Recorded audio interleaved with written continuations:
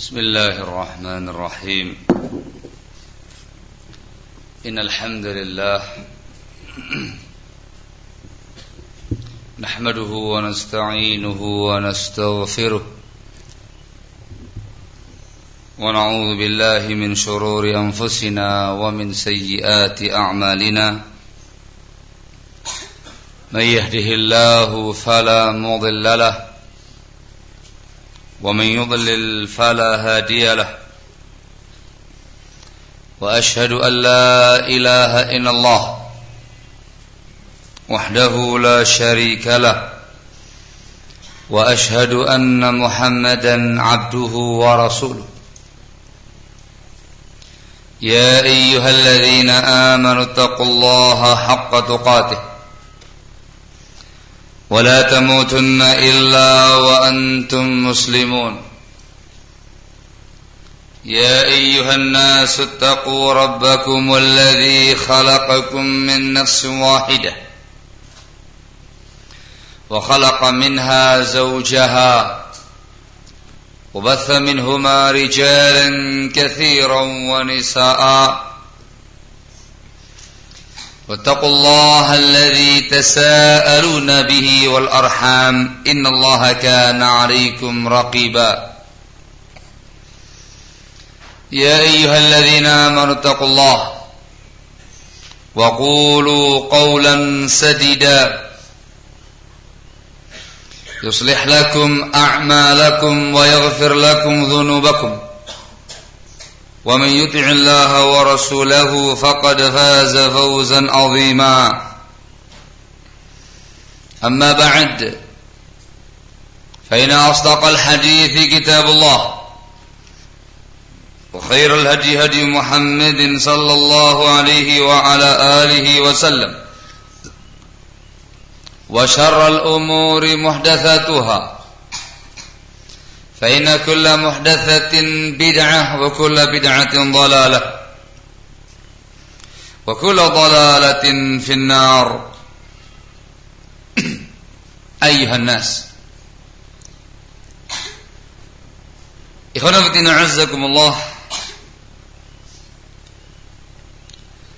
Salah satu dari prinsip besar yang diajarkan dalam Islam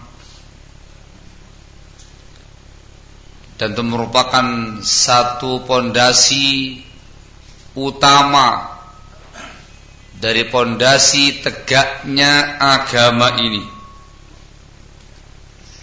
yaitu prinsip nahi mungkar, mencegah dari berbagai macam bentuk kemungkaran-kemungkaran. Ikhwan fillah azakumullah, kita sebagai seorang muslim tentu memahami bahwasanya Islam dibangun di atas amar ma'ruf dan nahi mungkar, memerintahkan segenap perkara kema'rufan, kebaikan. Pondasi yang kedua ialah mencegah, melarang dari segala bentuk kemungkaran. Prinsip inilah yang dijalankan oleh para anbiya wal mursalin. Tidak ada seorang nabi pun, seorang rasul pun, melainkan mereka melaksanakan dua prinsip utama ini. Memerintahkan yang baik kepada umatnya, mencegah kemungkaran-kemungkaran dari umatnya. Prinsip ini pula yang dijalankan Nabi kita Muhammad alaihi salatu wassalam, dan yang dianjurkan, diwajibkan atas segenap kaum muslimin. Allah mengatakan dalam firman-Nya di Ali Imran 104, "Wal takum minkum ummatun yad'una ilal khair wa ya'muruna bil ma'ruf wa yanhauna 'anil munkar wa ulaika humul muflihun." Hendaklah ada dari kalangan kalian, wahai kaum muslimin, umat yang mendakwahkan perkara kebaikan, memerintahkan yang ma'ruf, mencegah yang mungkar, Mereka orang-orang yang beruntung, yang berbahagia. Dengan prinsip inilah umat Islam mendapatkan predikat khaira ummah, sebaik-baik umat. Juga di Ali Imran 110 Allah menyatakan kuntum khaira ummatin ukhrijat linnas ta'muruna bil ma'rufi wa tanhauna 'anil munkar wa tu'minuna billah. Kalian adalah sebaik-baik umat terbaik yang dikeluarkan untuk manusia. Kalian beramar ma'ruf, bernahi munkar, dan beriman kepada Allah Subhanahu wa ta'ala.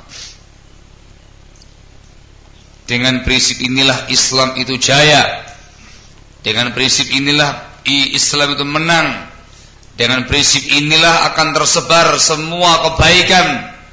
Dengan prinsip inilah akan tercegah, tertahan, teredam, terhalangi semua perkara kejelekan. Dengan prinsip inilah bumi ini akan dipenuhi rahmat Allah Azza wa Jal, barakah dari Allah Azza wa Jal.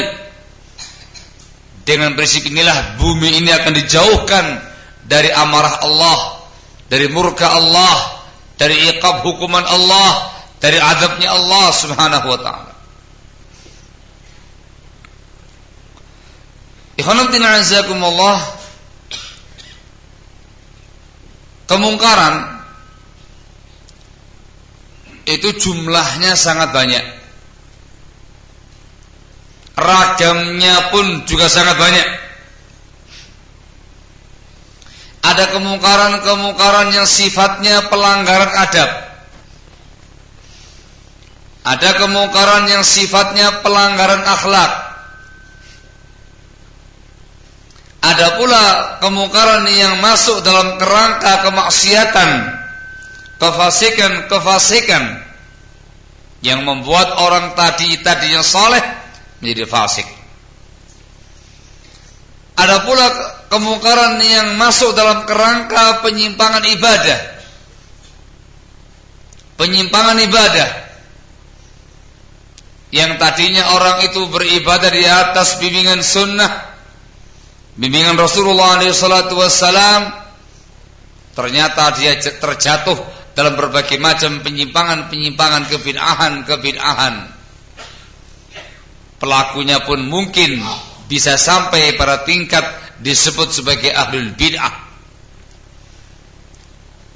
Dari kemungkaran juga ada yang sifatnya ideologi yang menyimpang. Bahkan ideologi yang kufur, yang bisa membuat pelakunya, pemikirnya menjadi orang yang sesat, bahkan menjadi orang yang kafir, tergantung bagaimana bentuk penyimpangannya masing-masing. Semua itu masuk dalam kerangka kemungkaran. Semua itu wajib untuk kita cegah, wajib untuk kita hindarkan, wajib untuk kita jauhi dengan prinsip nahi mungkar dengan sekuat tenaga. Dalam Sahih Muslim dari sahabat Abu Sa'id Al-Khudri radhiyallahu taala anhu, Rasulullah sallallahu alaihi wa ala alihi wasallam bersabda,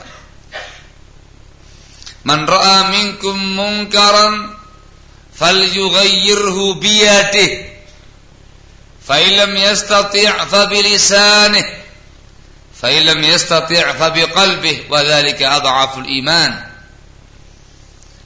Siapa saja di antara kalian yang melihat kemungkaran, hendaklah dia rubah dengan tangannya.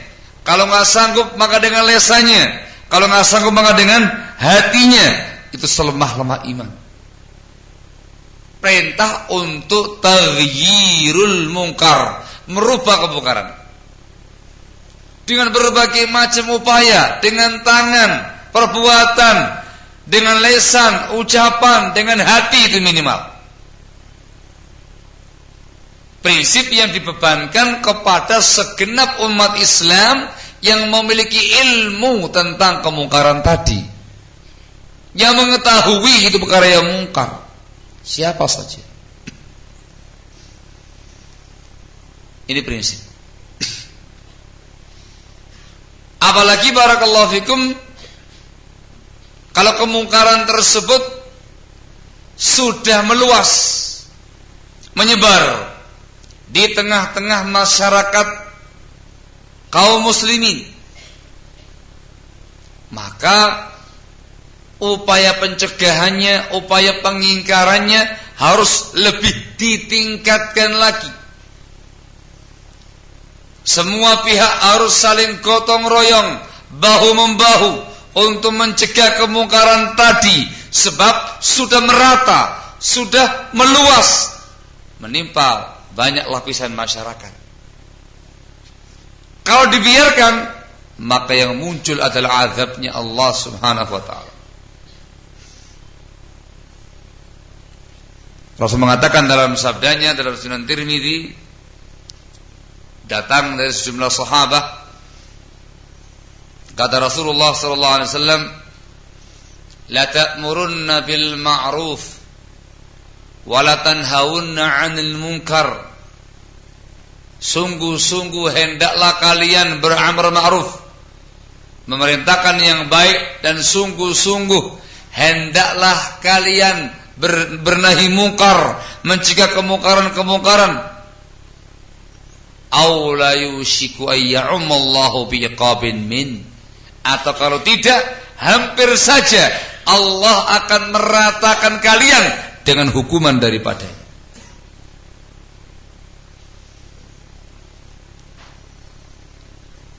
Dalam riwayat yang lain dalam Sahihain, Rasulullah sallallahu alaihi wasallam menceritakan dahulu ada sebuah pasukan Jaisyun yang hendak melakukan tindakan-tindakan yang mungkar.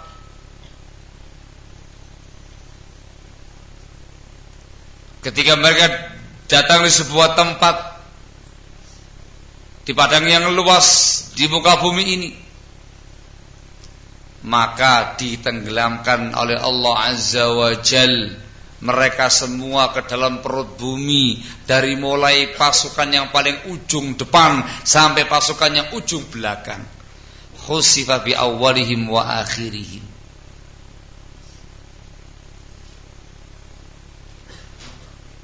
Ditanyakan kepada Rasulullah sallallahu alaihi wasallam, ya Rasulullah, kenapa kau ditenggelamkan mereka semua?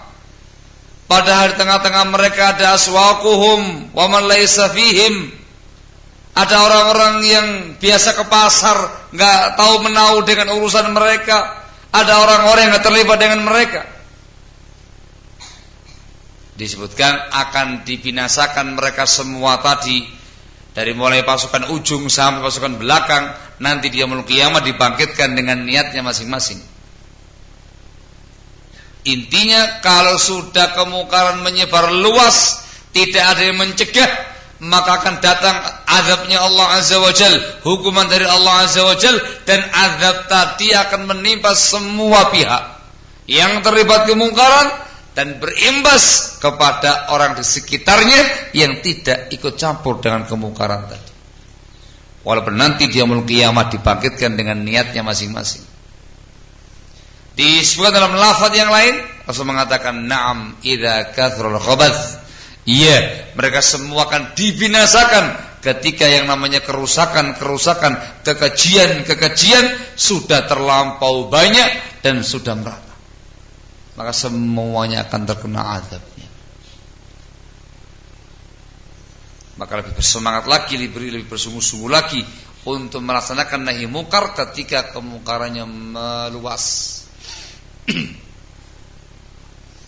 Tentunya barakallahu fikum, lebih-lebih lagi ditekankan untuk menegakkan prinsip nahi mungkar ketika kemungkaran itu bukan kemungkaran biasa, tapi kemungkaran yang bisa membuat orang itu keluar dari Islam, kemungkaran yang namanya ideologi yang kufur, kekufuran yang nyata.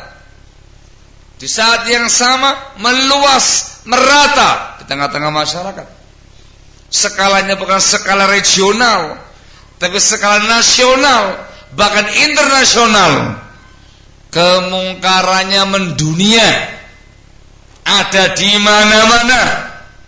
Bahayanya sangat laten, mengancam semua pihak, menghancurkan akidah, menghancurkan prinsip agama, menghancurkan akhlak dan adab, bahkan menumpahkan darah. Yang semacam ini barakallahu fikum tidak bisa didiamkan. Prinsip nahi mungkar, prinsip mencegah kemungkarannya harus lebih dilipat gandakan. Semangat bahu membahu mencegahnya lebih dilipat gandakan. Dikarenakan kemungkarannya semakin besar, semakin merajalela, semakin membahayakan, semakin laten. Semakin bahaya penyimpangan tadi, kemungkaran tadi, harus semakin besar upaya kita untuk nahi mungkar.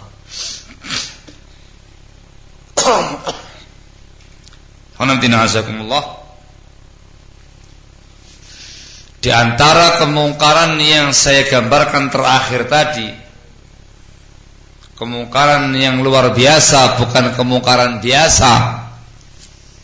Sebuah ideologi yang tidak hanya semata-mata menyimpang, tapi sebuah ideologi yang dinyatakan kafir, bahkan lebih kafir dari semua yang kafir. Kemungkarannya sudah merajalela di mana-mana, sudah merasuki banyak kalangan, bukan hanya tingkat regional, tingkat daerah, tingkat wilayah, sudah meluas sampai tingkat nasional, sebuah bangsa, sebuah negara, bahkan sampai tingkat internasional, antar bangsa, antar negara. Bahayanya sangat laten, merusakkan akidah dan segala macamnya. Di antara kemungkaran tadi barakallahu fikum ialah ideologi komunis. Dalam bahasa Latinnya komunisme, dalam bahasa Arabnya syuyu'iyah. Pada kesempatan kita kali ini, tema kita cukup keras ini, karena judulnya adalah kebobrokan komunisme. Paham komunis? Ya komunisme itu paham komunis maksudnya. Ismu itu kan pemahaman. Berarti yang akan kita ungkap nanti semua yang aromanya bobrok-bobrok, yang jelek-jelek. Jadi mohon maaf kalau nanti tidak terdengar yang baik-baik. Ngoten nggih? Karena temanya bobrok-bobrok. Otomatis yang disampaikan yang rusak-rusak, yang bobrok-bobrok, mungkin enggak kedengaran yang namanya kebaikan-kebaikan. Ini semua dalam Islam masuk dalam kerangka nahi mungkar, mencegah kemungkaran, prinsip yang besar. Juga dimasukkan dalam prinsip an-nasihah, menasihati kaum muslimin supaya menjauh dari kebobrokan-kebobrokan yang ada. Ikhwan fillah azakumullah, bicara masalah ideologi komunis, antum bisa membayangkan semua yang bobrok ada pada mereka. Kebobrokan akidah, kebobrokan ubudiyah, kebobrokan agama, kebobrokan akhlakiyah, kebobrokan tindak tanduk, kebobrokan terkait dengan kezaliman, semuanya ada. Kerusakan, kemungkaran apapun yang ada di benak Anda keluarkan, itu semuanya ada pada komunisme. Ideologinya perlu dipahami barakallahu fikum. Komunisme yang lebih dikenal dengan sebutan Marxisme dikenal demikian dikarenakan ideologi komunisme ini dimunculkan, dilahirkan oleh sosok yang bernama Karl Marx, seorang kelahiran Jerman dari keluarga Yahudi yang disokong oleh teman dia yang juga dari kalangan Yahudi yang bernama Engels, Friedrich Engels. Dikarenakan dia yang pertama kali memunculkan ideologi komunisme ini, maka dinisbahkan kepada namanya, yaitu Karl Marx, dikenal dengan Marxisme. Dia lahir tahun 1818 Masehi, wafat pada tahun 1883 Masehi. Berapa abad yang lalu? Hampir. Loh, sekarang tahun berapa? 2000 kan?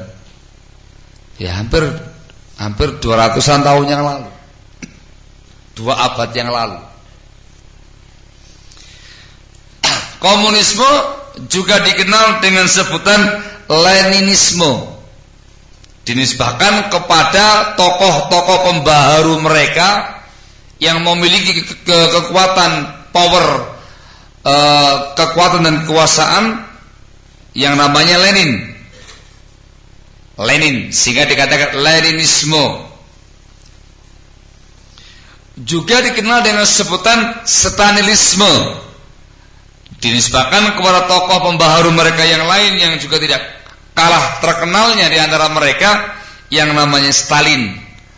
Dikatakan Stalinisme, komunisme, Marxisme, Leninisme, Stalinisme. Ideologi komunis ini, barakallahu fikum, asasnya ada beberapa poin.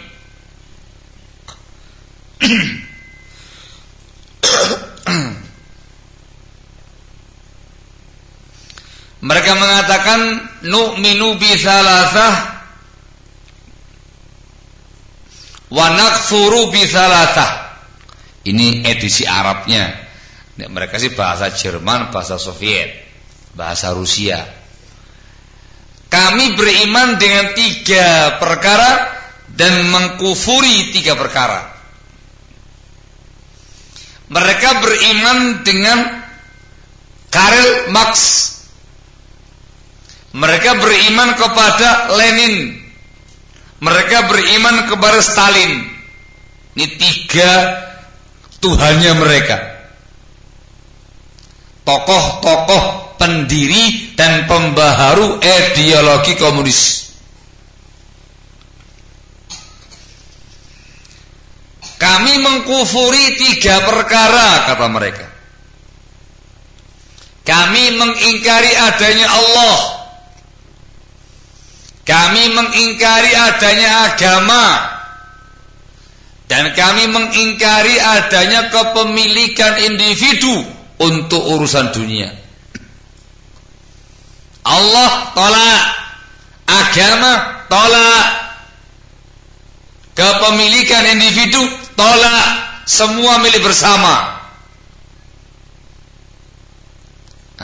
Tidak ada individu yang memiliki harta, semua harta milik bersama. Ishtirakiyah. Ini mereka.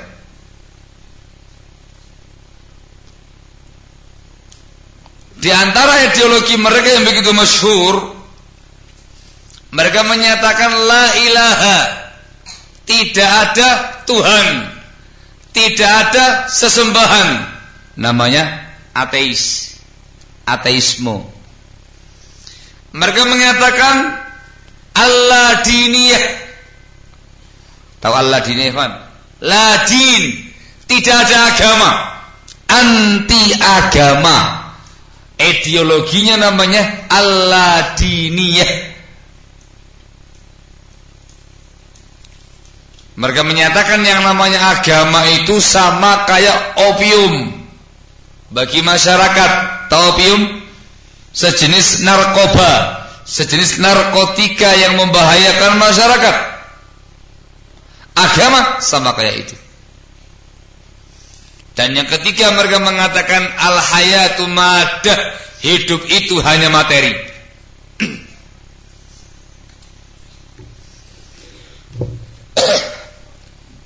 Masya Allah.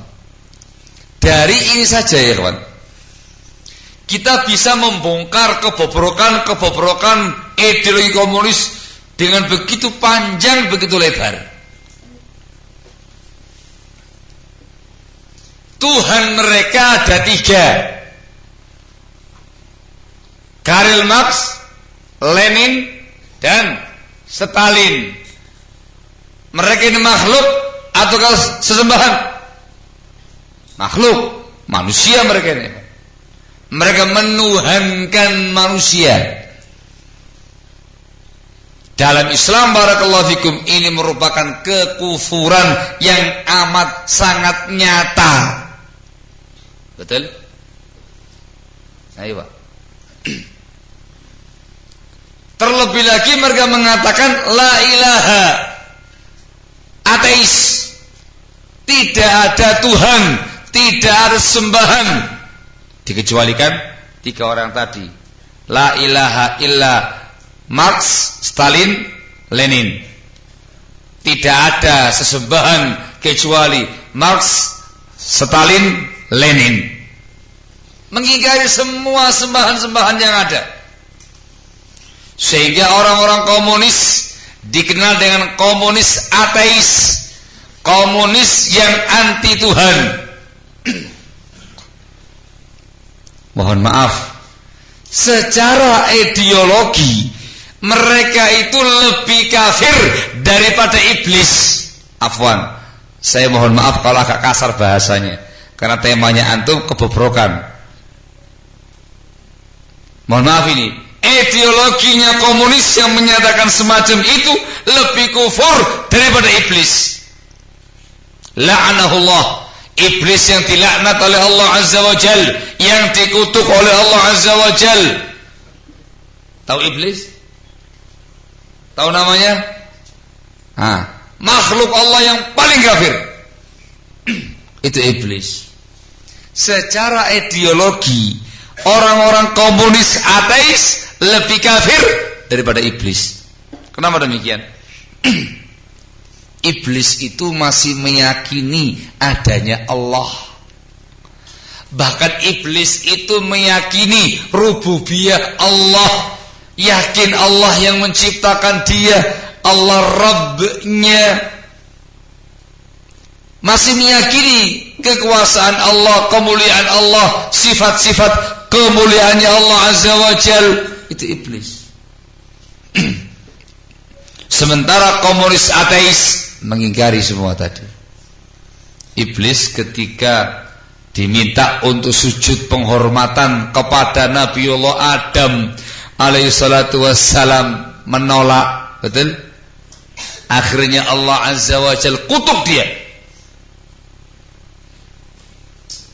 Allah katakan fa innaka rajim, sesungguhnya engkau ini wahai iblis makhluk yang rajim, aila'in, yang terkutuk, yang terlaknat. Langsung Allah yang mengatakan demikian. Allah pula yang menyatakan bahwasanya Jahannam akan dipenuhi oleh iblis dengan anak keturunannya.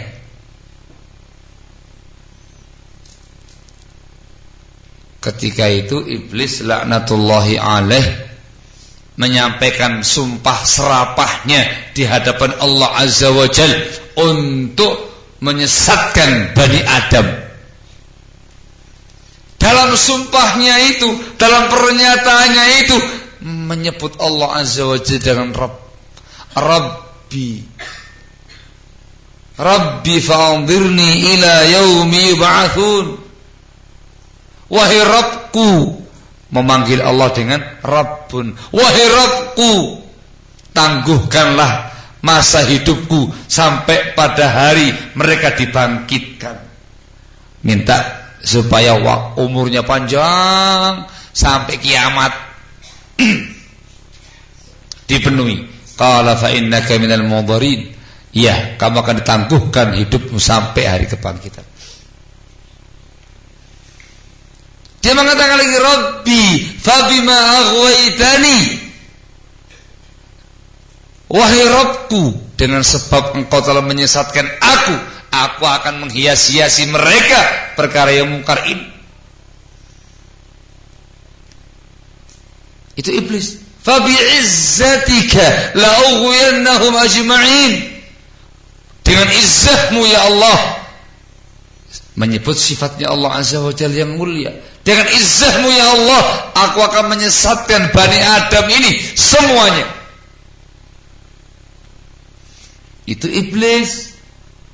Masih percaya adanya Allah, meyakini Allah sebagai Rabbnya, sebagai Tuhannya, meyakini kesempurnaan sifat-sifat Allah. Itu iblis. Lah komunis mengatakan la ilaha, tidak ada sesembahan, mengingkari adanya Allah, mengingkari adanya semua bentuk sesembahan kecuali Marx, Lenin dan Stalin. Tidak percaya adanya Allah, ingkar Allah. Lebih kafir mana?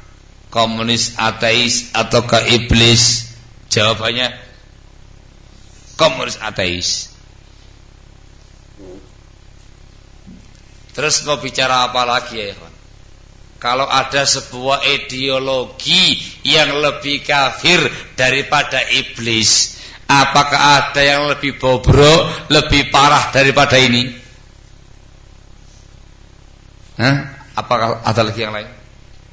Iblis itu patokan sesuatu yang paling jahat, yang paling kufur, yang paling mengerikan. Itu iblis. Lah ini ada yang melampaui iblis. Sangat parah, sangat bobrok. Ingat, bicara ideologinya.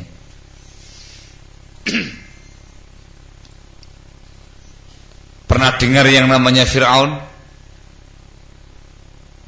Pernah membaca sejarahnya Fir'aun? Fir'aun itu muslim apa kafir? Kafir biasa atau kafir yang luar biasa? Luar biasa apanya? Luar biasa kekufurannya. Fir'aun, umat Islam yang mengerti agama, membaca sejarah, mendengar nama Fir'aun, terbetik dalam benak mereka sosok orang yang sangat kafir. Dikarenakan dia bukan semata-mata kafir, tapi dia sampai pada tingkat mengaku sebagai Rabbul Alamin, sebagai Tuhan selain Allah.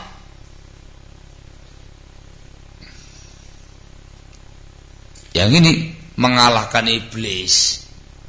Iblis tidak pernah mengaku sebagai Rabbul Alamin. Kalau Fir'aun mengaku sebagai ana rabbukumul a'la, menyatakan di hadapan orang-orang Mesir kala itu, ana rabbukumul a'la, saya Rabb kamu yang paling tinggi. Kalah iblis. Berarti ada juga selain komunis yang melampaui iblis, namanya Fir'aun, mengaku sebagai Rabb. Fir'aun yang semacam ini kondisinya, itu juga masih meyakini, masih mengakui dalam hati dia Allah sebagai Rabb-nya. Mengingkari adanya Allah, mengaku sebagai Tuhan, itu dikarenakan rasa kesombongan, rasa kecongkaan di muka bumi. Hati mereka meyakini Allah sebagai Rabb-nya. Allah menegaskan di An-Naml 14, wajahadu biha wastaiqanatha anfusuhum zulman wa 'uluwa. Mereka menentang Allah, mereka menentang ayat-ayat Allah, tapi di hati mereka yang paling dalam mereka meyakini adanya Allah. Mereka menentangnya karena kezaliman dan tinggi hati. kesombongan. Di hatinya masih yakin adanya Allah. Dan terbukti ketika Fir'aun ini ditenggelamkan di Laut Merah, mengejar Nabiullah Musa dengan mukminin yang bersama dengan beliau.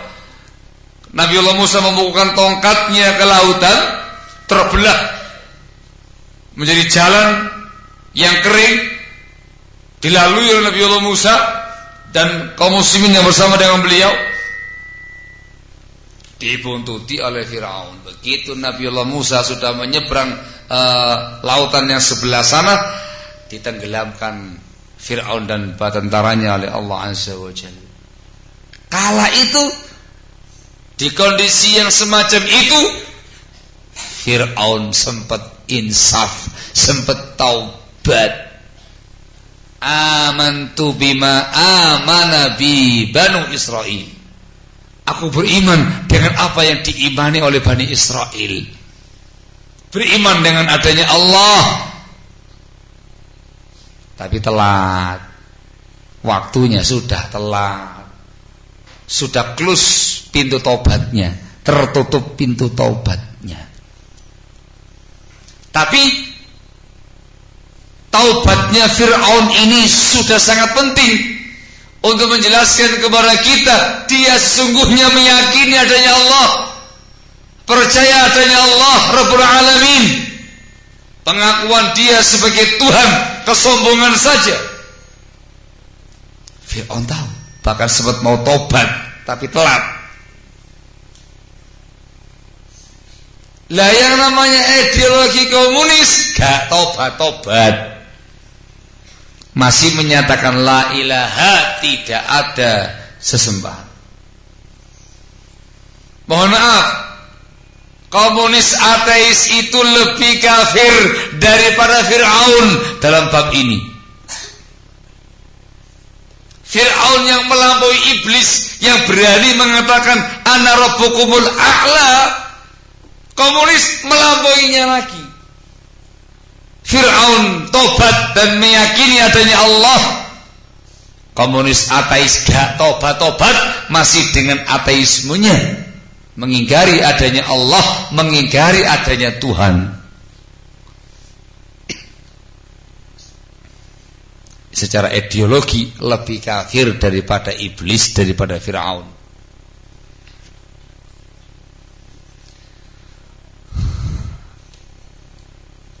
Nabi kita Muhammad sallallahu alaihi wasallam pertama kali diutus di masyarakat yang bagaimana keadaannya, ikhwan.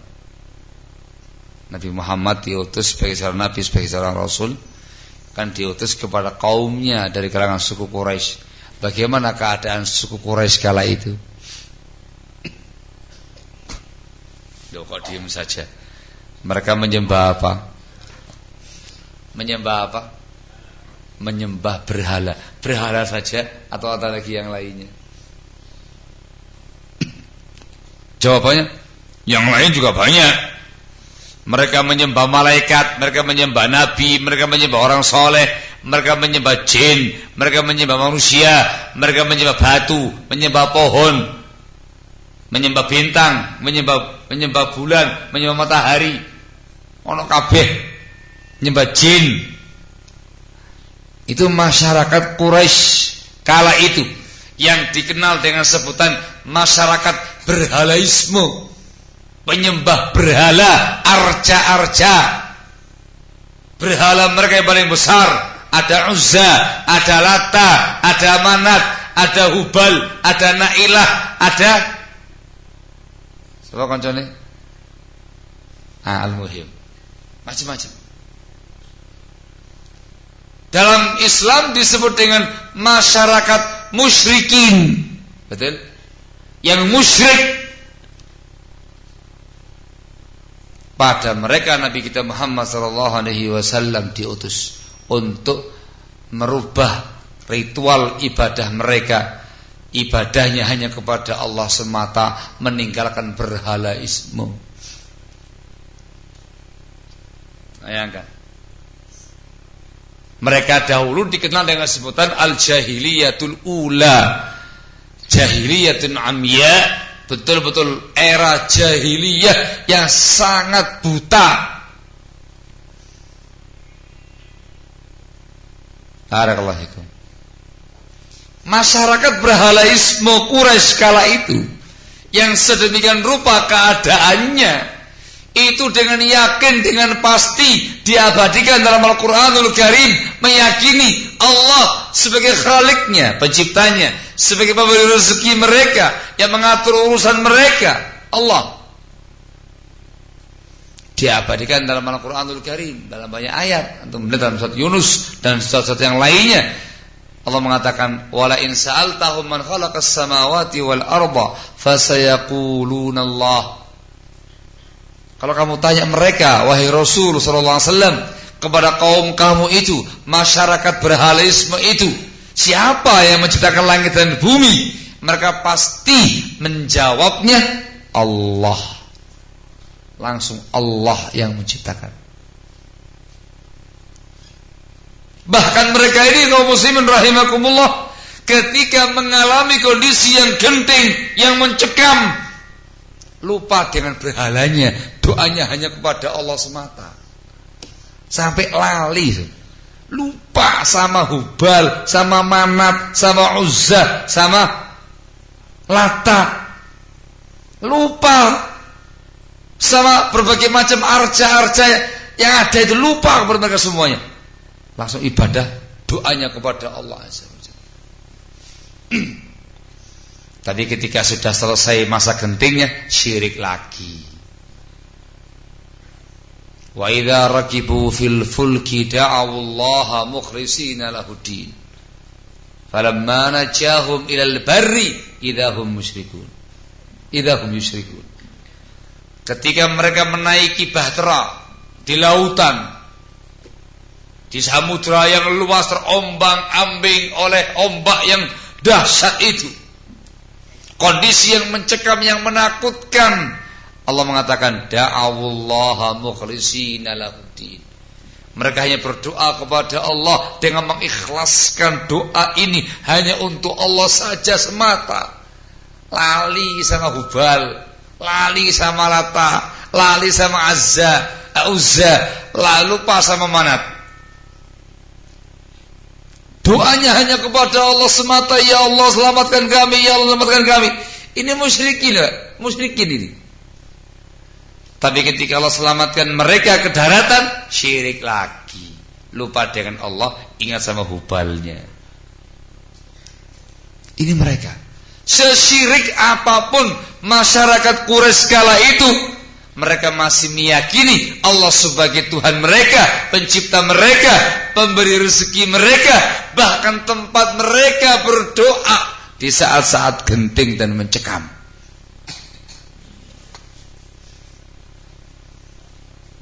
Lah orang-orang komunis ateis tidak ada yang semacam ini. Anti Allah, anti Tuhan, anti Rabb. Mohon maaf.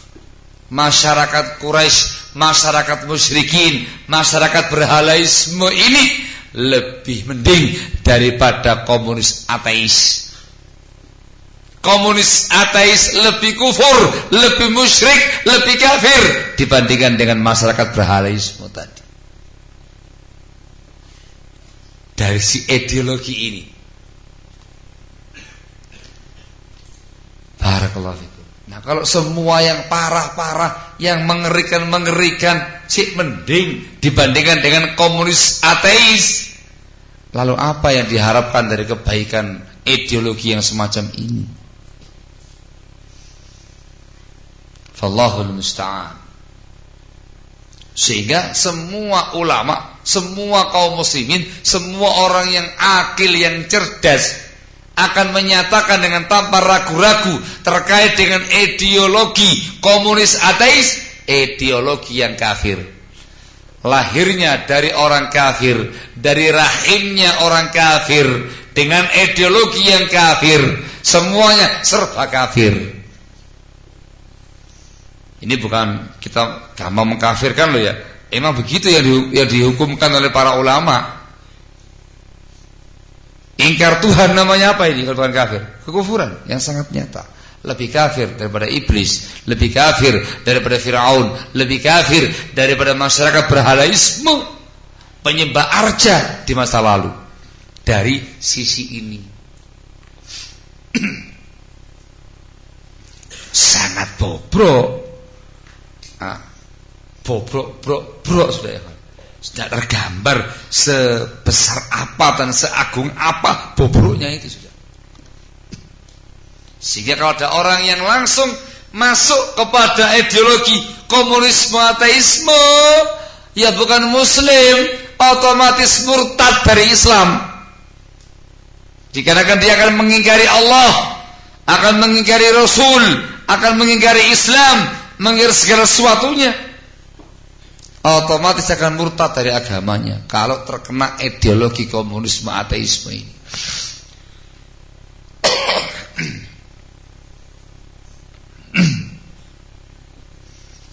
Dari sini barakallahu fikum,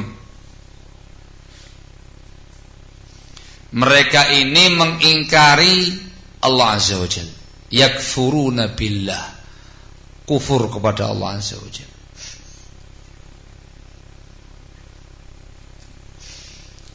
Prinsip mereka yang lain, ideologi mereka yang lain, mereka mengatakan al-hayatu maddah, hidup itu adalah materi. Ini merupakan ideologi mereka yang paling besar, yang paling berpengaruh terkait dengan gerakan-gerakan komunisme di seluruh dunia internasional. Konsep al-hayatu maddah, hidup itu hanya materi.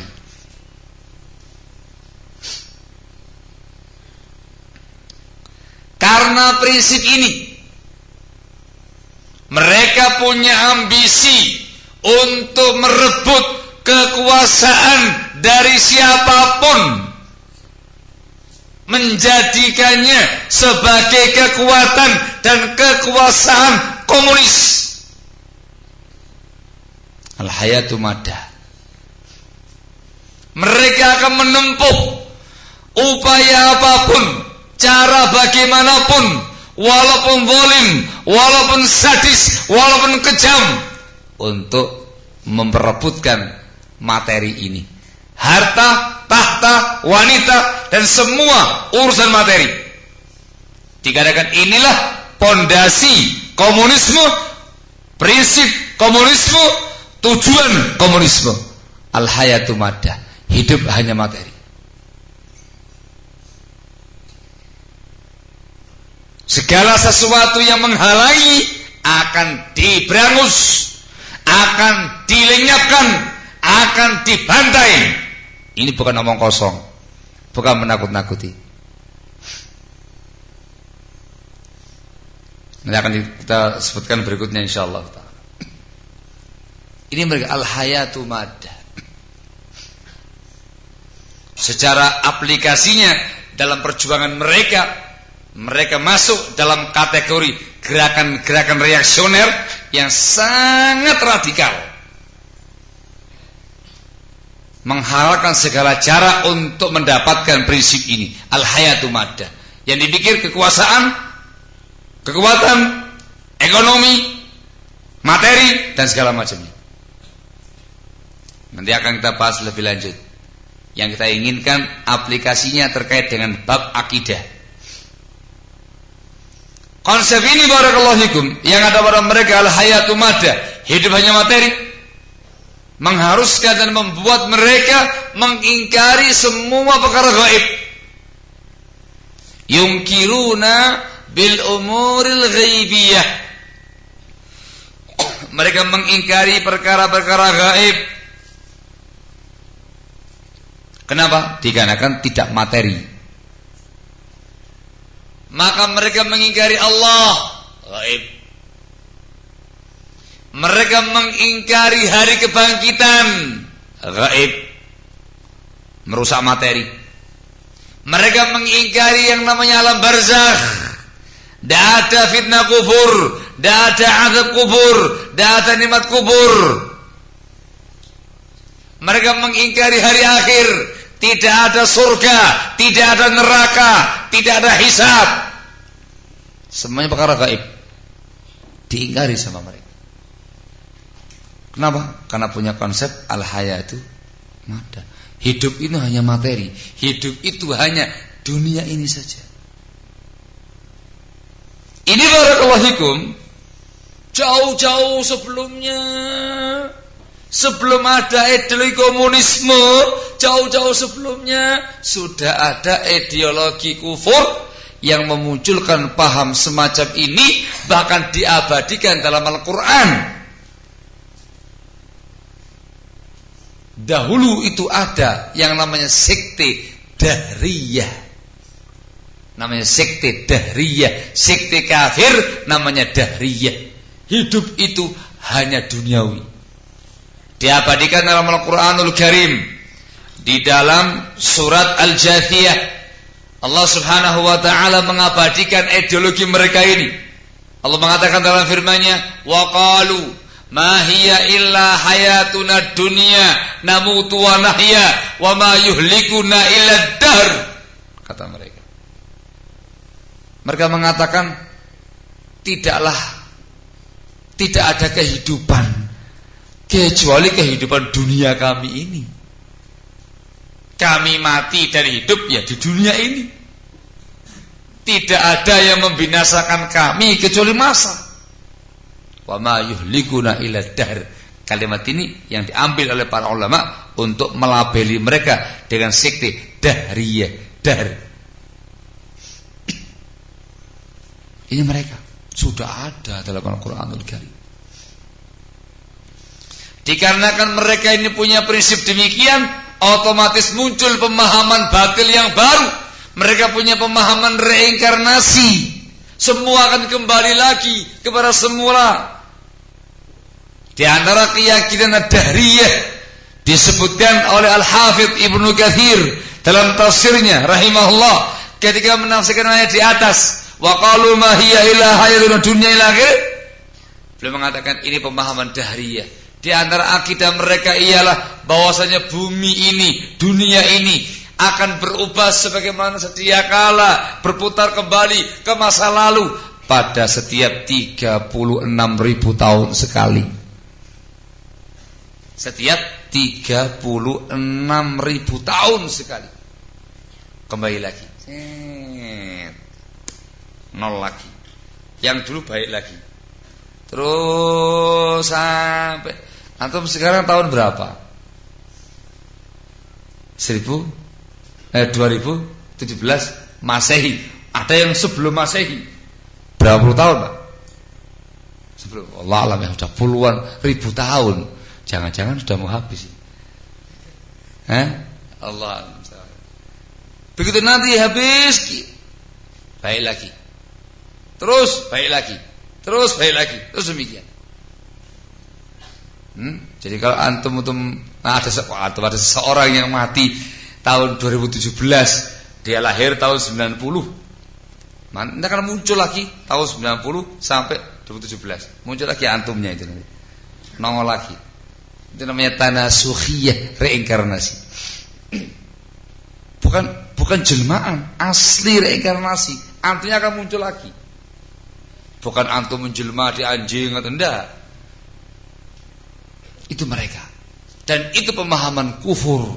Karena mereka mengkufuri hari kebangkitan, hari akhir, hisab, surga, neraka, dan semua peristiwa di hari akhir nanti. Diulangi lagi oleh Marxisme ini tadi dengan sedikit polesan, dengan kalimat yang lebih tegas, yang lebih lugas. Al-hayatu madah, hidup itu materi. Bedanya kalau Dahriyah dahulu tidak radikal, hanya semata-mata keyakinan. Tapi kalau komunisme, aplikasi dia terkait dengan perjuangannya betul-betul mewujudkan materi tadi, mengejar kekuasaan, mengejar kekuatan, mengejar materi dengan menghalalkan segala cara. walaupun dengan pemberontakan, dengan pertumpahan darah, dengan pembunuhan, akan dilakukan sama mereka. Dan itu nyata dalam gerakan komunisme dari mulai awal sampai sekarang ini. Barakallahu fikum. Itu dikarenakan apa ya Pak? Dikarenakan konsep tadi al-hayatu madda. Apakah orang-orang komunis ini mempercayai adanya malaikat? Jawabannya enggak, gaib. Apakah orang-orang komunis ini mempercayai adanya makhluk halus bangsa jin? Jawabannya enggak, karena gaib. Apakah komunis ini percaya ada iblis? Enggak, karena gaib. Mereka akan mengatakan kekuatan power negatif. Yang jelek-jelek itu dikatakan power negatif. Malaikat yang katanya makhluk yang suci, power positif. Kekuatan positif, kekuatan negatif. Kekuatan plus, kekuatan min gitu ya. Itu mereka. Allahul musta'an. Di sisi yang lain barakallahu fikum, di antara ideologinya orang-orang komunis ialah muharabatud din. Mereka ini perang melawan agama.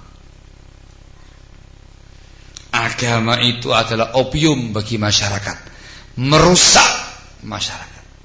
Padahal merusak perjuangan mereka, merusak ideologi mereka. Mereka punya ideologi al-diniyah. Tidak ada agama. Menyatakan perang melawan agama. Ada sedikit pengecualian yang agak lembek, agak lembut dengan agama apa? Yahudi. Dikarenakan tokoh pertamanya dari keluarga Yahudi, dari bangsa Yahudi, Karl Marx. Selain itu akan diperangi oleh mereka dengan semua cara. Tidak ada rahmah, tidak ada kasih sayang sedikit pun.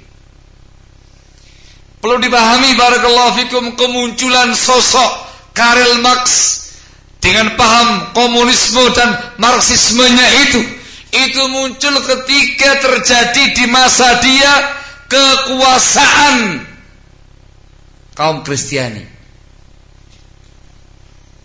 Ketika dewan gereja dari kalangan Kristiani itu menguasai dunia dengan paham kapitalismenya, dengan paham imperialismenya, maka dia yang dari keluarga yang miskin dan fakir tadi itu melakukan upaya pemberontakan ideologi, memunculkan pemahaman komunisme, komunisme ateisme, komunisme marxisme, komunisme sosialisme. Dari sana munculnya. Ditambah prinsip al-hayatu maddah, mengejar materi, dikarenakan memang dulunya kere, kepingin jadi orang kaya. Tambah lagi dengan ini, sejarah munculnya dikarenakan tekanan-tekanan, tindasan-tindasan dewan gereja kala itu di negaranya. Semakin benci dia dengan agama. Tapi yang paling mereka benci bukan Yahudi, bukan Nasrani.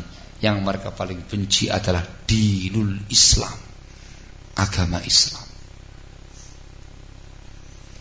Alasannya gampang. Kalau agama Yahudi itu dicongkel gampang dari pemeluknya. Agama Nasrani dicongkel gampang dari pemeluknya. Tapi kalau Islam itu tidak bisa dicongkel-congkel. Agama yang terus membekas dalam jiwa dan sanubari jiwa raganya kaum muslimin. Dia apa-apakan tuh nggak bisa dicongkel agama Islam itu. Umat Islam rela untuk dianiaya, disiksa untuk memperjuangkan agama. Nyongkelnya sulit.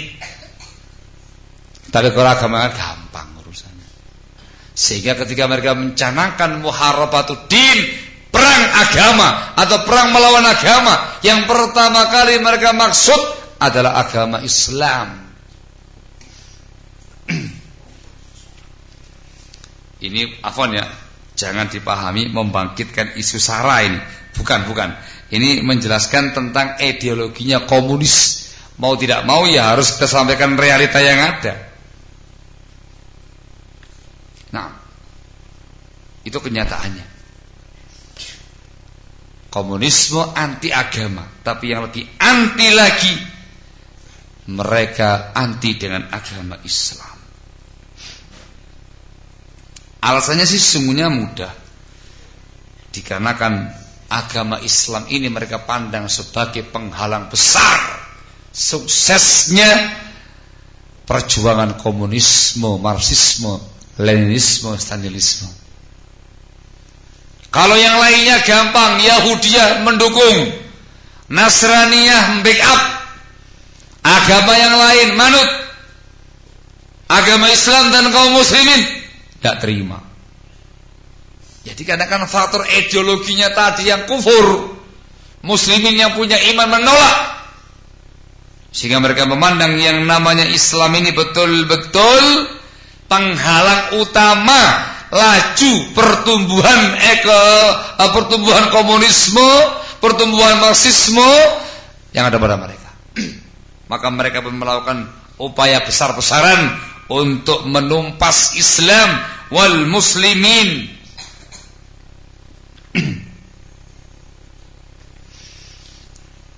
Sekali lagi saya mohon maaf, ini bukan mengungkit kasus sara, bukan.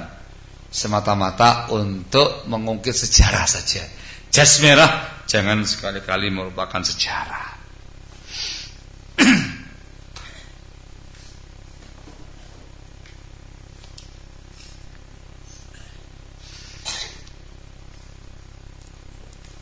Terkait dengan perlawanan komunisme terhadap umat Islam wal muslimin sangat luar biasa. Ketika mereka berhasil melakukan revolusi mereka yang pertama kali menguasai Soviet, mereka punya power, punya kekuatan dan kekuasaan.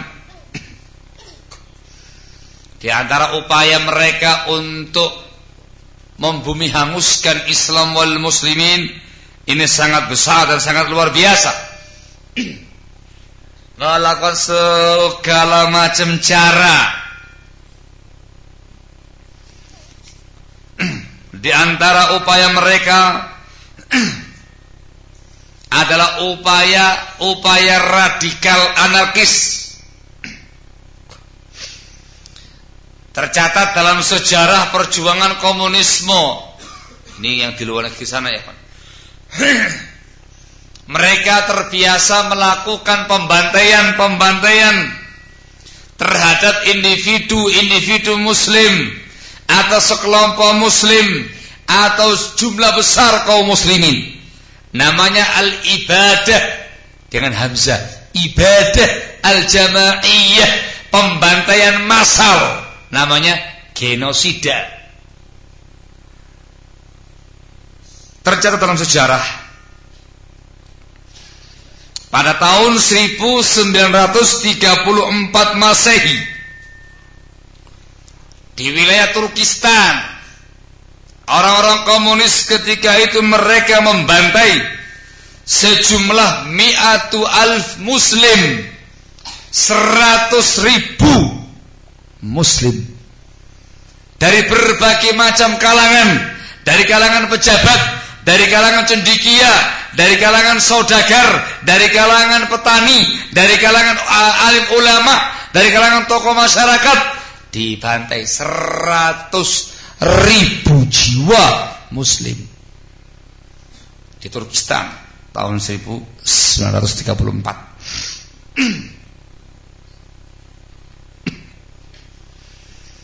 Pada tahun 37-an sampai tahun 39 Masehi,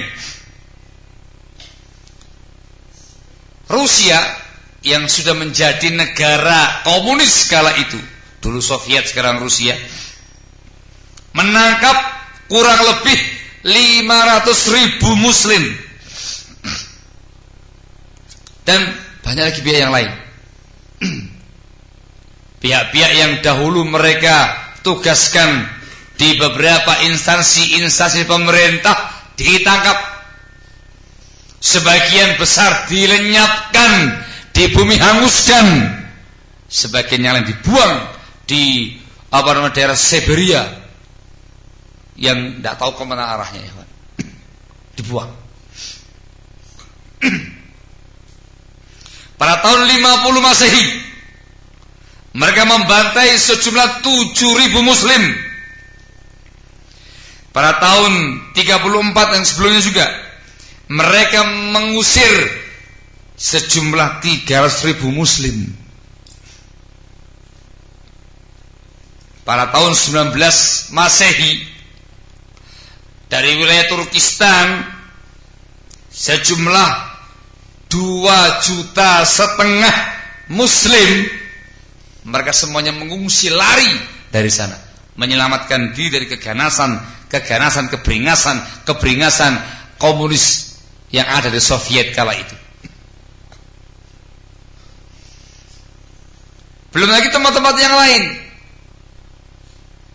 belum lagi bentuk-bentuk penyiksaan terhadap individu muslim atau sekelompok muslim. Semua bentuk penyiksaan mereka lakukan yang tergambar di benak kita, barakallahu fikum. Dicatat dalam sejarah oleh para ulama, sejarawan muslimin. Antum membayangkan bentuk siksaan apapun ada pada mereka. Antum membayangkan apakah ada mungkin ditaruh di sebuah alat di otak mereka, kemudian dinyalakan listrik, tersengat sampai matanya copot. Ada, mereka lakukan itu kepada kaum muslimin.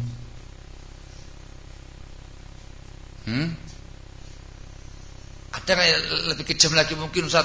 Mereka bawa palu, bawa paku besar, ditaruh di kepalanya muslim, dipalu sampai tembus tenggorokannya. Ada, terjadi, mereka lakukan semua itu, ya. Di penjara, di sebuah tempat yang pengap, tidak ada ventilasi, tidak ada udara, tidak ada cahaya, nggak dikasih makan sampai dia mati. Ada. Dipancang begini di sebuah tembok, tangannya dipaku bukan ditali, dipaku tangannya itu, dipaku, kemudian dijadikan sebagai alat latihan tentara mereka dengan senjatanya sampai mati. Iya, ada itu. Latihan semua. Ini muslimnya dibikin sampai hancur badan dia. Ada. Sangat kejam, sangat kejam. Disebutkan sekian banyak poin-poin, 29 jenis macam siksaan yang dilakukan oleh komunisme kala itu kepada kaum muslimin. Ini kita bicarain masih di luar negeri, ya, di luar negeri sana. Mengerikan. Sangat mengerikan. Ini semua dikarenakan muharabatuddin. Belum lagi yang namanya tempat-tempat ibadah kaum muslimin, masjid-masjid Islam dihancurkan, diganti fungsinya. Yang tadinya masjid dipakai untuk tempat-tempat prostitusi, dipakai tempat-tempat minuman keras, dipakai tempat-tempat kafe-kafe, remang-remang dan segala macam. Penghinaan, ya. Nauzubillah min dzalik. Sangat mengerikan. Ini semuanya ada pada mereka dengan konsep muharabatuddin, perang melawan agama. Di antara konsepnya mereka pula, barakallahu fikum, kita menggambarkan terkait dengan akhlaknya orang komunis. Mereka ini juga punya prinsip, punya konsep yang namanya syuyu'iyatun nisa. Syuyu'iyatun nisa wa muharabatun nizamil usrah. Wanita itu milik bersama dan memerangi undang-undang pernikahan untuk berkeluarga. Yang berkeluarga hanya kalangan pejabat-pejabat saja. Istrinya para pejabat tidak tersentuh, putri-putri mereka tidak tersentuh. Tapi masyarakat umum, iya. Perempuan milik bersama, tidak ada pernikahan. Ya bisa antum bayangkan yang namanya kalau perempuan milik bersama, Allahul musta'an, dirujak. La haula wala quwata illa billah. Di kalangan mereka terbiasa dengan yang namanya zina, seks bebas, free sex, dengan berbagai macam penyimpangan-penyimpangan seksual. Ada semuanya itu. Yang nggak mungkin saya ungkapkan, dikadang terlalu vulgar bahasanya. Yang paling menjijikkan itu ada pada mereka.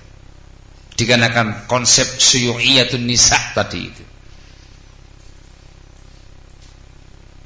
Allahumma musta'an. Sehingga prostitusi di mana-mana, pelacuran di mana-mana, perzinaan di mana-mana, seks bebas di mana-mana. Mohon maaf, seperti yang Allah gambarkan dalam Al-Quran, ulaika kal an'ami, ulaika kal an'ami, balhum adallu sabila. Mereka seperti hewan ternak, bakal lebih sesat lagi jalannya. Belum lagi yang namanya minum-minuman keras. Koncone sudah. Berbagai macam bentuk narkotika, narkoba, khamr ada pada mereka. Otomatis memunculkan yang namanya akhlakiyah, akhlak yang liar. Betul-betul liar. Kaku, keras orangnya, dikit-dikit bunuh, dikit-dikit perang antar mereka. Hukum rimba berjalan, yang menang berkuasa, yang kalah tindas. Mengerikan. Ini bicara negara-negara yang di luar sana terkait dengan negara-negara komunisme, terutama di masa lalu. Yang sekarang ini para sudah mulai merasakan betapa mengerikannya kehidupan mereka selama ini. Banyak mengurangi poin-poin yang selama ini mereka canangkan sendiri. Tapi tetap yang namanya ideologi al-hayatu maddah tetap. Ideologi komunisme, ateisme tetap. Dan mereka membaur sekarang supaya jangan menjadi ateisme, membaurnya dengan agama-agama kufur. Yang mereka munculkan sekarang ini adalah al-hayatu maddah, dengan slogan kita akan menaikkan harkat dan martabat kaum proletar, kaum buruh, kaum tani, kaum bawah, kaum fakir, kaum miskin. Kita akan angkat harkat dan martabat mereka supaya mereka semua menjadi kaum borjuis. Kaum borjuis itu kaum yang mewah, kaum yang serba ada. Sekali lagi, untuk mendapatkan apa yang mereka inginkan, mereka menghalalkan segala cara. Dalam sejarah komunisme dari mulai awal berdirinya sampai sekarang ini, selalu diwarnai dengan pertumpahan darah, diwarnai dengan kekerasan dan penindasan dan kekerasan. Itu pasti untuk meraih kekuasaan yang ada. Indonesia, negara kita yang tercinta, NKRI ini adalah sebuah negara, sebuah bangsa yang ternyata memiliki histori erat dengan orang-orang komunis. Perjuangan mereka yang dari Rusia, yang kemudian menyebar sampai ke negara-negara yang lain, dan negara yang paling kuat dengan pasukan merahnya, komunis dikenal dengan pasukan merah, Al-Jaishul Ahmar, sangat banyak tersebar di wilayah Cina, sekarang Tiongkok, sampai sekarang ini. Perjuangan mereka yang dari Rusia Soviet kala itu masuk ke Indonesia Raya ini. Perjuangan mereka yang dari Cina, dari Tiongkok masuk ke Indonesia Raya ini. Dalam sejarah bangsa Indonesia, barakallahu fikum, rakyat Indonesia sudah merasakan betapa pedihnya perlakuan dan penindasan orang-orang komunis.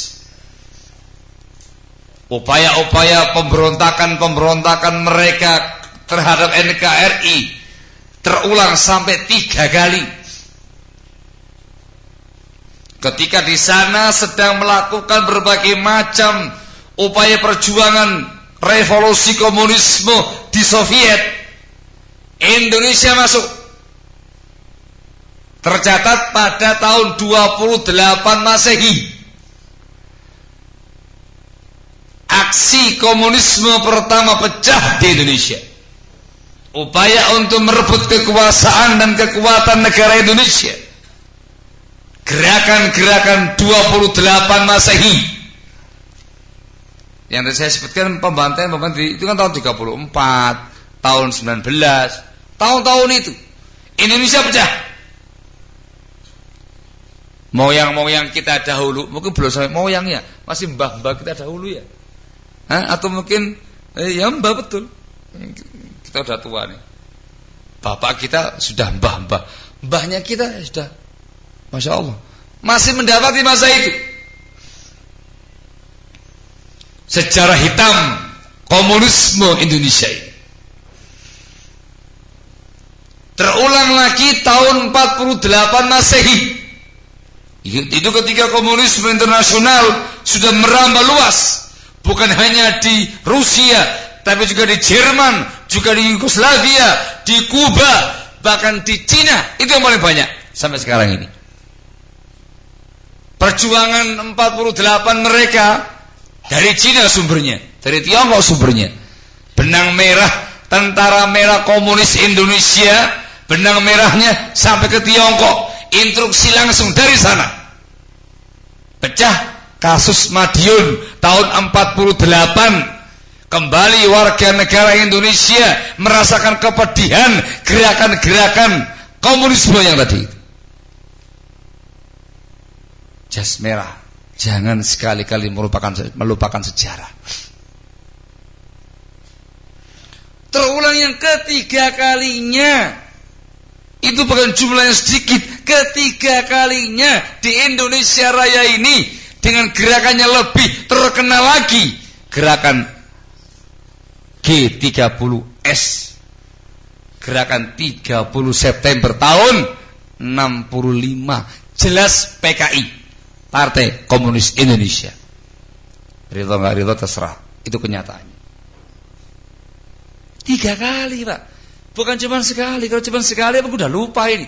Terulang lagi tahun 28, 48, 26 atau 28. Antara itu lah Evan, 26, 28, 48, 65. 3 kali terulang lagi dengan modus yang sama, menggunakan segala cara untuk mencapai kekuasaan, membantai umat Islam, membantai para kiai, membantai para tokoh masyarakat, kaum muslimin, para pejabat dan segala macamnya.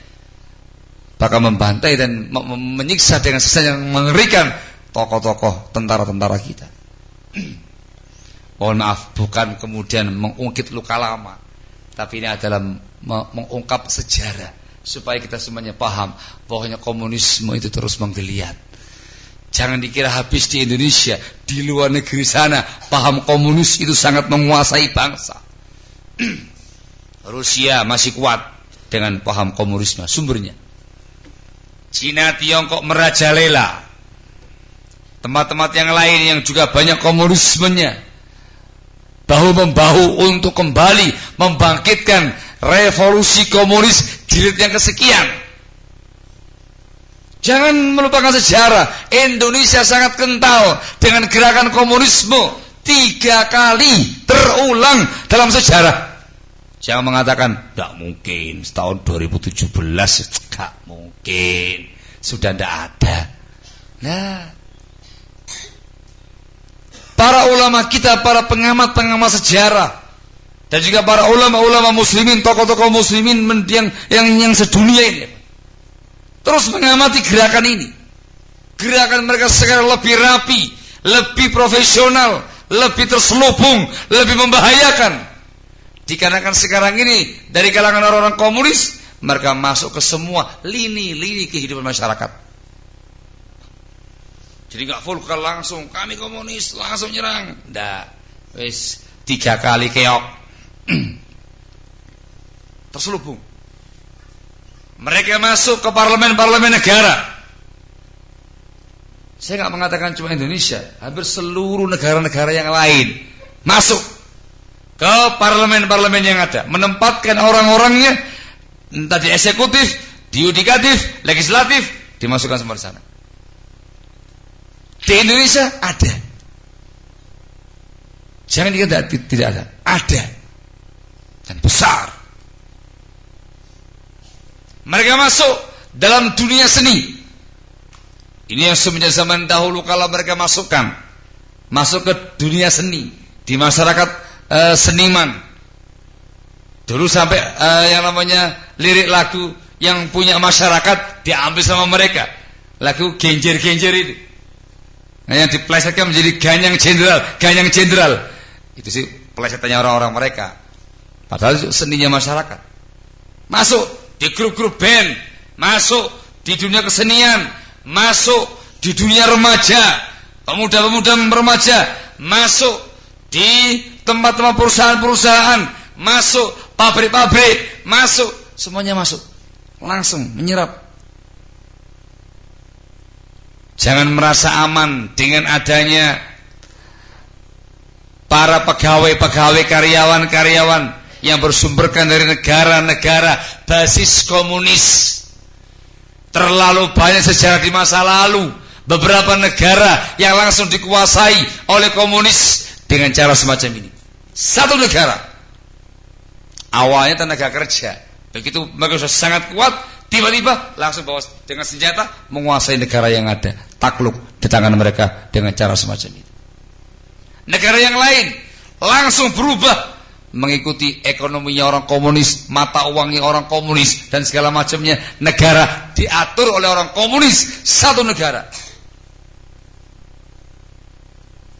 Itu semuanya nyata, faktanya jelas nyata, ada semuanya, geliatnya di mana-mana. Terutama di Indonesia, sejarah komunisme Indonesia sangat kental. Hati-hati. Ini semuanya diingatkan kaum muslimin rahimakumullah. Bukan semata-mata kita tidak menjelaskan kebobrokan komunisme, tapi kita mengingatkan geliat komunisme semakin terasa, semakin menggeliat, terutama di tanah air kita yang tercinta ini.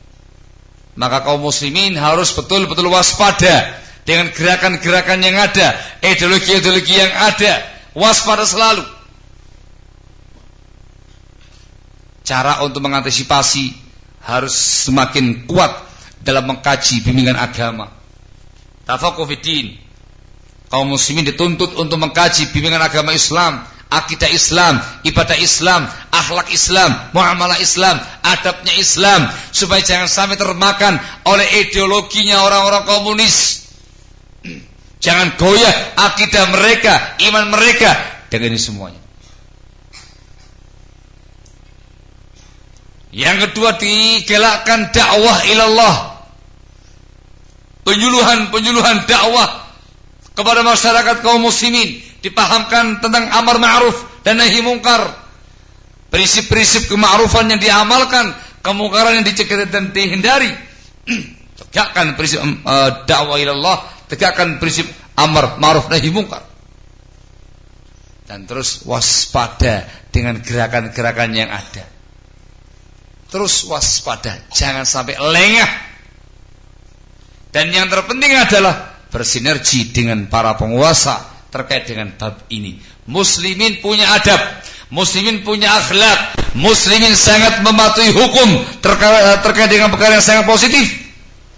Muslimin tidak diperbolehkan untuk bergerak sendiri atau main hakim sendiri atau memutuskan sendiri. Tidak diizinkan. Muslimin selalu berta'awun, membantu bahu-membahu dengan penguasanya, dengan pemerintahnya terkait dengan semua perkara yang mungkar, individu yang mungkar, kelompok yang mungkar, jamaah yang mungkar, atau ideologi yang mungkar. Semuanya bersinergi dengan penguasa. Muslimin hanya berkaitan dengan pembahasan penyuluhan, hal-hal yang berkaitan dengan anarkisme, terkait dengan masalah kekuasaan, kekuatan dan segala macamnya, urusan pemerintah. Mereka punya hak murni untuk menangani bab-bab yang semacam ini. Muslimin waspada, membentengi diri, hanya menyampaikan dakwah nahi mungkar kepada semua umat terkait dengan bab-bab yang berkaitan dengan masalah fisik dan segala macamnya. Penguasa yang bertindak, bukan kaum muslimin. Ini sangat penting kaum muslimin rahimakumullah. Betul-betul kondisinya sekarang ini semakin merajalela, semakin parah, semakin menggeliat.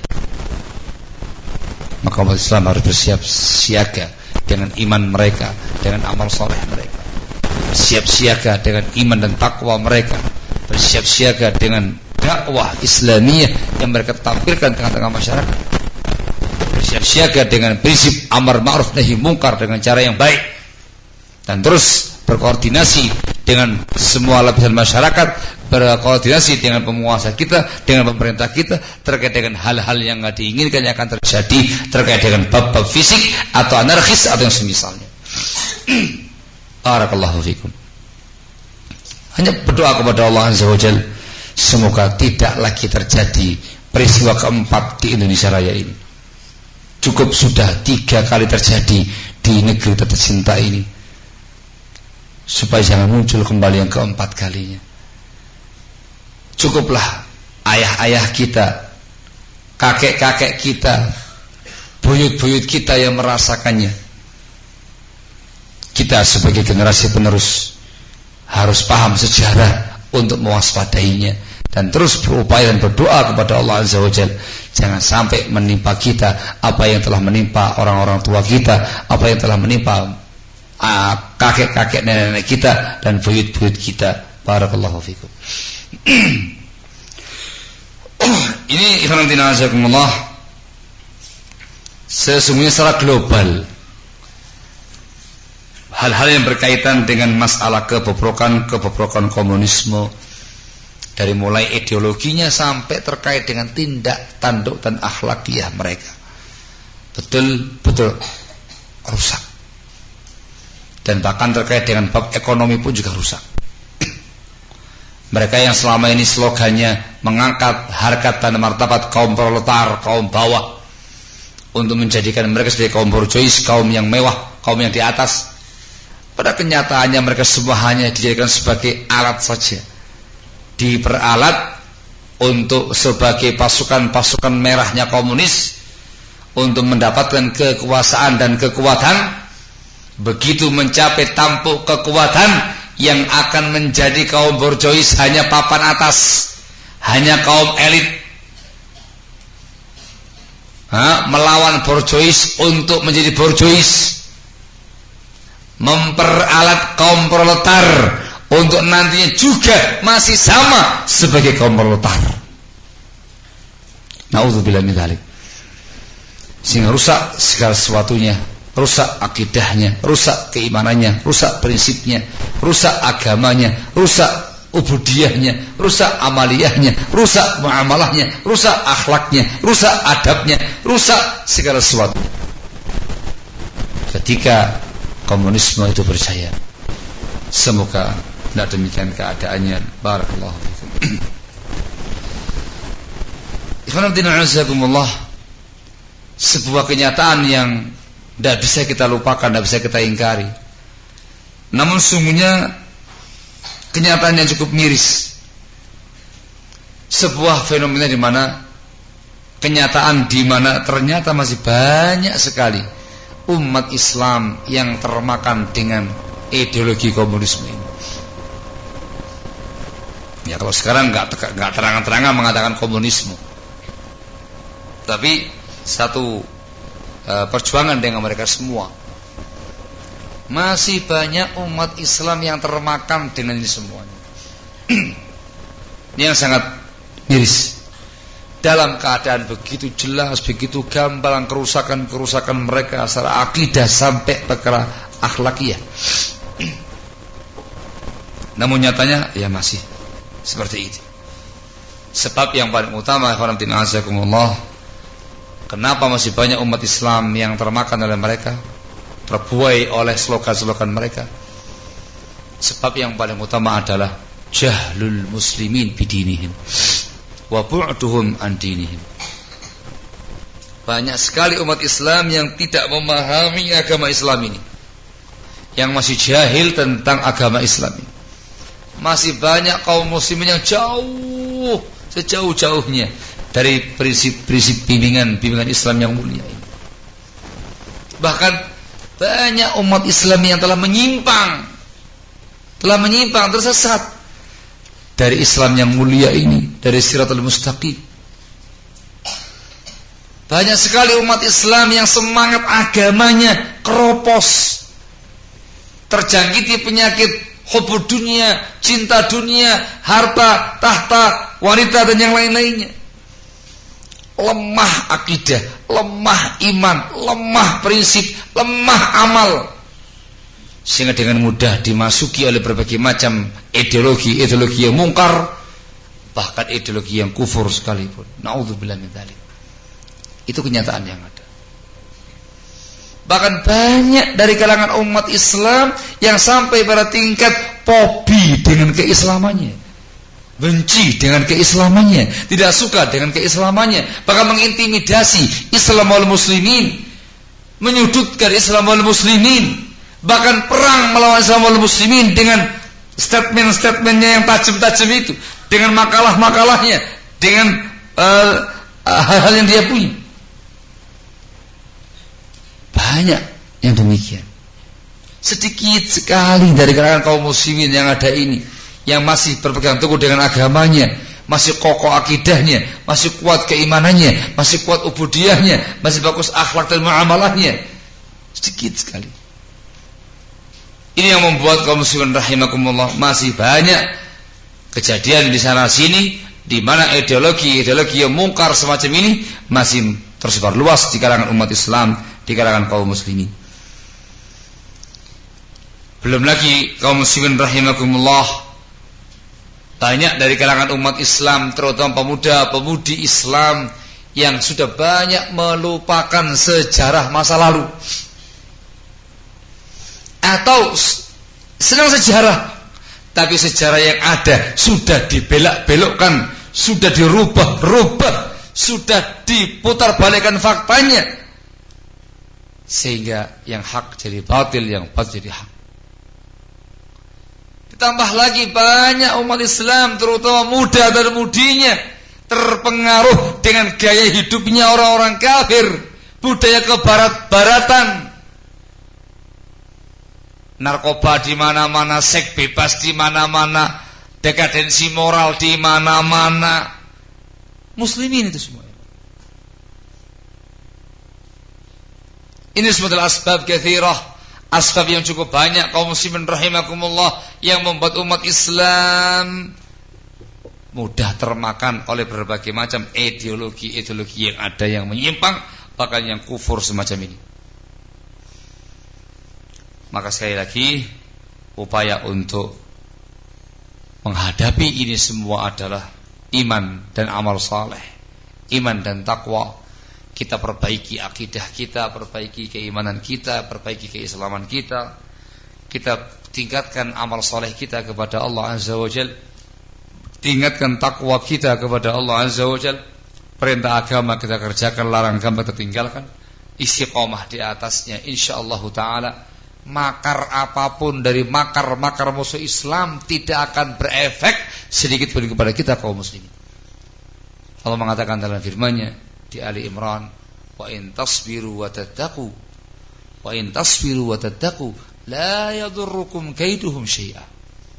Kalau kamu wahai umat Islam sabar, istiqomah, tegar di atas Islam ini, akidah yang lurus ini, bimbingan Islam yang lurus ini, dan engkau bertakwa kepada Allah, melaksanakan perintah-perintah agama, menjauhi larangan-larangannya, la yadurrukum kaiduhum syai'a. Tidak akan membahayakan kamu makar dan tipu daya musuh-musuh Islam sedikit pun. Tidak bakal bisa. Kalau muslimin istiqamah dengan keislamannya, muslimin tabah dengan keislamannya, muslimin di atas bimbingan agamanya, kokoh dengan keislamannya, beliau orang yang mukmin, yang bertakwa, yang saleh, tidak bakal mampu mereka membuat maka dan memadaratkan Islam wal muslimin sedikit. Walaupun semua umat yang ada ini bersatu padu, berkoalisi, berkonspirasi, saling bahu membahu untuk menghancurkan Islam wal muslimin, tidak bakal sanggup. Membikin makar yang begitu mengerikan, tidak ngefek sedikit pun. Wa in kana makruhum litazula minhul jibal, kata Allah. Walaupun makar mereka itu bisa mencongkel gunung, bisa mencongkel gunung. Sedemikian besarnya, sedemikian hebatnya, sedemikian dahsyatnya. Tidak ada apa-apanya, tidak ngefek sedikit pun terhadap Islam wal muslimin. Sebab Allah lah yang akan membalas makar-makar mereka, yang akan menghancurkan makar-makar mereka, meluluh lantakkan makar-makar mereka. Wa makaru wa makarallah wallahu khairul makirin. Mereka membuat makar, setelah membuat makar, Allah juga telah membalas makar mereka. Allah sebaik-baik zat yang membalas makar. Wa yamkuruna wa yamkurullah wallahu khairul makirin. Mereka sekarang sedang membuat makar, akan membuat makar, dan Allah akan persiapkan balasan makar atas mereka. Allah sebaik-baik zat yang membalas makar. Kalau muslimin kembali kepada Allah, zat yang maha kuat, zat yang maha kuasa, zat yang maha segala-galanya, kekuatan apapun dari kekuatan musuh-musuh agama kecil, sangat kecil di hadapan kekuatan Allah Subhanahu wa taala. Tapi ingat syaratnya, sabar, istiqomah di atas keislaman kita, istiqomah di atas akidah Islam kita, istiqomah di atas ubudiyah kita, akhlak kita, adab kita, kaum muslimin. Takwa kepada Allah, laksanakan perintah-perintah agama, jauhi larangan-larangannya, sabar dan takwa. Itu kuncinya insyaallah taala. Semuanya akan ringan. Allah azza wa jalla akan membantu kita kaum muslimin. In tansurullaha yansurkum wa yuthabbit aqdamakum. Kalau engkau membela agama Allah, membela Allah dengan istiqamah, dengan takwa, dengan iman, dengan amal saleh, Allah akan membela kalian dan meneguhkan kaki-kaki kalian. Kembali kepada Allah, kembali pada Islam yang benar, Islam yang sahih, bimbingan Allah dan juga Rasulnya sallallahu alaihi wasallam. Tamassuk bis sunnah, berpegang teguh dengan sunnah, itu modal utama untuk menjayakan kembali Islam dan muslimin, modal utama untuk meredam semua makar-makarnya kafirin. Barakallahu fikum. Ini yang bisa diutarakan pada kesempatan pagi hari ini, dikarenakan jamnya sudah mendekati jam 12 kurang 20 menit.